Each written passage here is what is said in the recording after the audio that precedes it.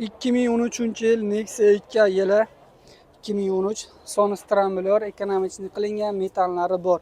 Bez konditsioner, motor, korobka, ходовой, подовой hamma narsasini zo'r deb aytibdilar. Hech qanaqa ishi yo'q ekan. Baloni ozroqgina charchabdi. Shapaloq sakediskilada turib takala. Mashina yaxshi. Kraskasiga keladigan bo'lsa, kraskasi освежит bo'lgan ekan, hech qanaqa udar yo'q. Любой проверка tekshirtirib olavering debdir.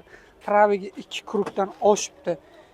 Xo'p, faqatgina misrovka poligi bor, chexolini yaxshisidan qo'ydirgan ekanlar aka. Yaxshi holat 2 krugdan oshgan, magnitofonlari ishlaydi. 90 talik metallari ham bor. Arqadan holatlari bemalol o'zlaring uchun ko'rib ko'rsatib olsanglar bo'ladi. Yili unaqa ja pasmas, 2013 metallari bor. Xo'sh, mashinani holati yaxshi.